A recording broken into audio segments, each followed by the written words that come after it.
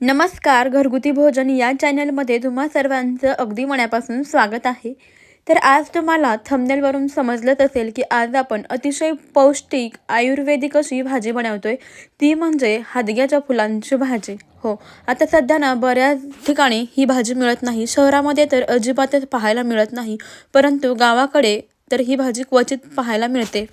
ही हादग्याच्या फुलांची भाजी खाण्याचे खूप सारे फायदे आहेत, ते मी तुम्हाला ह्या व्हिडिओमध्ये सांगणारच आहे. सोबतच अतिशय पौष्टिक अशी याची रेसिपीसुद्धा शेअर करणार आहे. चला मग आपण ही रेसिपी बनवण्याकरता सुरुवात करूया. सर्वप्रथम पहा, इथे मी हादग्याची फुले घेतलेली आहेत. तर आता ही फुले ना आपल्याला निवडून घ्यावी लागतात. पहा, याच्या मधोमध बघा अशा प्रकारचा तुरा असतो. आमच्याकडे तर याला कोंबड्या म्हणतात, पण तो तुरा जो आहे ना तो काढून टाकायचा. सोबतच त्याच्यावरचं जे देठ असतं ते कट करून घ्यायचं आहे, काढून घ्यायचं आहे. बघा अशा पद्धतीचे ना आतमध्ये तुरे असतात, ज्यामुळे काय होतं, जे कडू असतात, भाजी कडवट लागते, त्यामुळे ते तुरे काढून टाकायचे. हे फूल व्यवस्थित झटकून घ्यायचं आणि यावरचं जे थोडंसं देठ असतं ते पण आपल्याला काढून टाकायचं आहे. अशा पद्धतीने बघा ही सर्व फुले आपल्याला निवडून घ्यायची आहेत. थंडीमध्ये तर ना ही भाजी कुठे मिळाली ना तर नक्कीच याचं सेवन करा. खूप जास्त याचे फायदे आहेत बघा. चला आता पहा, आपण ही संपूर्ण फुले निवडून घेऊया. इथं बघा आपण संपूर्ण फुले निवडून घेतलेली आहेत. अगदी व्यवस्थित अशी स्वच्छ करून घेतलेली आहेत. आता ही फुले ना आपल्याला चिरून घ्यायची आहेत. तर 4-5 फुलं बघा अशी हातामध्ये घ्यायची आणि याला कट करून घ्यायचं आहे. छान व्यवस्थित अशी बारीक ही भाजी म्हणजेच ही फुलं कट करून घ्यायची आहेत. तर ही फुलं म्हणजे ही भाजी खाण्याचे ना खूप सारे फायदे आहेत, जसे की यामध्ये भरपूर प्रमाणामध्ये कॅल्शियम आहे, फायबर आहे, ज्यामुळे बघा आपली रोगप्रतिकारक शक्ती वाढण्यासाठी सुद्धा मदत होते आणि सांधेसुद्धा मजबूत होतात.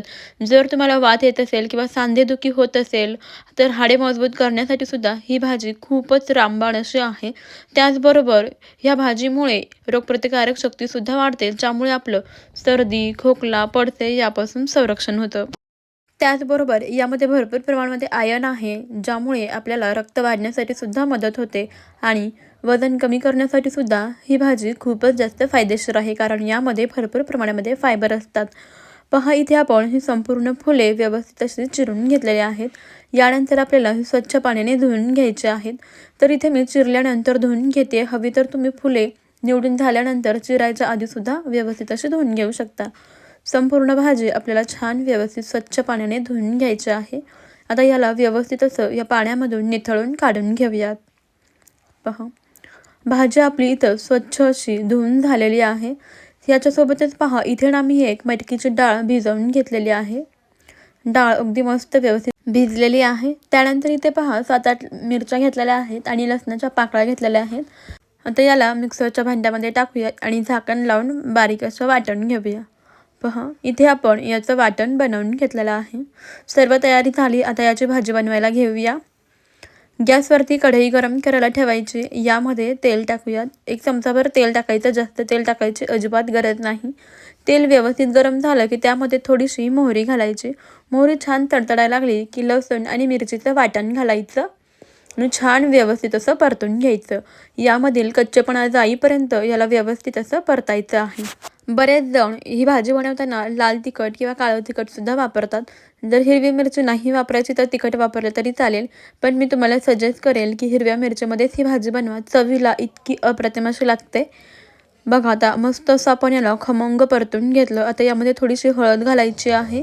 त्याचसोबत थोडीशी धना पावडरसुद्धा घालायची आणि छान व्यवस्थित असं परतून घ्यायचं. मस्त परतून झालं की आता यामध्ये स्वच्छ धुवून घेतलेली ही भाजी घालायची आहे आणि छान व्यवस्थित अशी परतून घ्यायची आहे.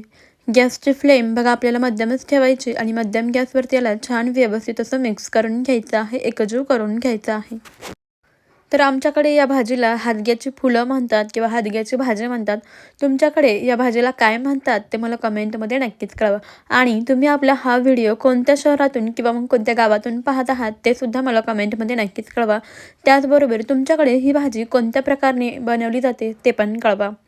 बघा, आपण छान व्यवस्थित असं याला मिक्स करून घेतलेलं आहे, परतून घेतलेलं आहे. आता ना यामध्ये आपल्याला घालायची आहे भिजवून घेतलेली मटकीची डाळ. इथे मी मटकीची डाळ वापरत आहे. तुम्ही तुमच्या आवडीप्रमाणे कोणतीही डाळ वापरू शकता, जसे की हरभरा डाळ असेल किंवा मुगाची डाळ किंवा इतर कोणती डाळ आवडत असेल त्यानुसार तुम्ही यामध्ये कोणतीही डाळ भिजवून घालू शकता।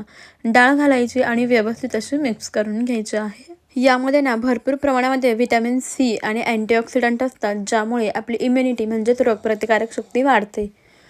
त्याचबरोबर आपलं ब्लड प्रेशरसुद्धा नियंत्रणात ठेवण्यासाठी ही भाजी खूपच जास्त फायदेशीर आहे। पहा, यानंतर यामध्ये चवीनुसार मीठ घालायचं आहे आणि छान व्यवस्थित एकजीव असं मिक्स करून घ्यायचं आहे। छान एखाद मिनिटभर भाजी परतवून घ्यायची। यानंतर ना आपल्याला यावरती झाकण ठेवायचं आहे आणि मध्यम गॅसवरती ही भाजी शिजवून घ्यायची आहे। आता 1-2 ते 3 मिनिटानंतर मी यावरचं झाकण काढलं आणि पुन्हा एकदा व्यवस्थित मिक्स करून पाहिलं, तर भाजी शिजण्याकरता आणखीन वेळ आहे, तर 4 ते 5 मिनिटं ही भाजी आपण शिजवून घेऊया। मिक्स करून घ्यायचं। पुन्हा एकदा यावरती झाकण ठेवून आणखीन एक 4 ते 5 मिनिटं मध्यम गॅसवरती भाजीला शिजवून घेऊया। झाकून ठेवूयात। एक 5 मिनिटानंतर यावरचं झाकण काढलं आणि पहा, भाजी अगदी व्यवस्थित परफेक्ट अशी शिजलेली आहे। सर्वात शेवटी यामध्ये 1 मोठा चमचा शेंगदाण्याचं कूट घालायचा आणि व्यवस्थित असं मिक्स करून घ्यायचं। अगदी मस्त अशी आपली आयुर्वेदिक आणि पौष्टिक हादग्याच्या फुलांची भाजी तयार झालेली आहे। अतिशय साधी सोपी पद्धत आहे आणि शरीरासाठी खूपच उपयुक्त अशी ही हादग्याची भाजी तयार झालेली आहे। तुम्ही सुद्धा या पद्धतीने हादग्याची भाजी एकदा नक्कीच बनवून पहा। सध्या कुठे मिळत नाही, पण मिळाली तर नक्कीच आवर्जून घ्या आणि बनवून खा। रेसिपी तुम्हाला कशी वाटली कमेंटमध्ये नक्कीच कळवा। आवडली असेल तर एक लाईक जरूर करा आणि सर्वात महत्त्वाचं म्हणजे जाता जाता आपल्या घरगुती भोजन या चॅनलला नक्की सबस्क्राईब करा आणि त्यापुढील बेल आयकॉनसुद्धा प्रेस करा, म्हणजेच अशाच भन्नाट पौष्टिक रेसिपीज तुम्हाला पाहायला मिळतील। चला मग मंडळी, भेटूया अशाच पुढच्या एका नवीन रेसिपीमध्ये। तोपर्यंत खात राहा, मस्त राहा आणि सर्वात महत्त्वाचं हेल्दी राहा। चला, बाय बाय।